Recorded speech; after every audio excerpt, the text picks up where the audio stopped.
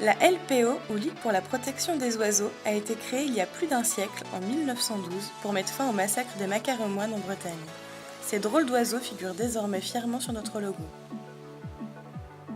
À l'origine, notre association avait pour objet d'agir uniquement pour l'oiseau, mais elle s'attache désormais à agir pour la faune sauvage, la nature et l'homme, et à lutter contre le déclin de la biodiversité.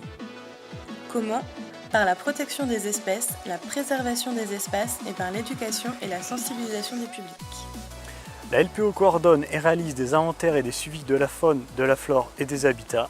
Cela permet une meilleure prise en compte de la biodiversité par les acteurs locaux et favorise la protection des sites à fort intérêt pour le patrimoine naturel. Elle coordonne des programmes de sauvegarde et accueille chaque année dans ses centres des milliers d'animaux blessés, tombés du nid ou mazoutés. Elle gère également la réintroduction d'oiseaux menacés. Pour protéger les animaux et dénoncer les actions illégales, la LPO se porte régulièrement partie civile. Avec son réseau d'associations locales, la LPO gère 27 000 hectares de milieux naturels, dont 15 000 hectares en réserve naturelle.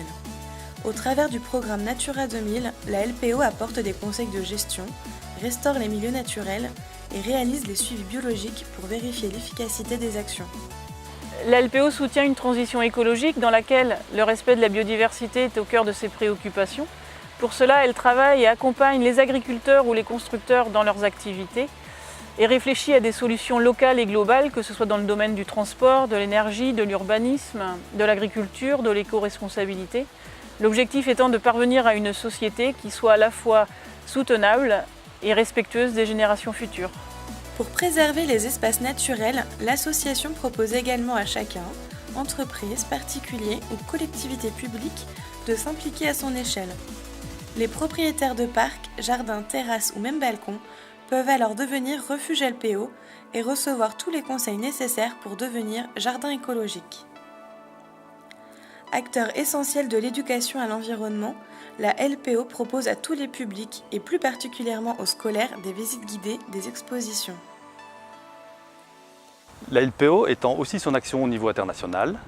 Elle est d'ailleurs le partenaire officiel en France de BirdLife International, qui est une alliance mondiale de près de 13 millions d'adhérents.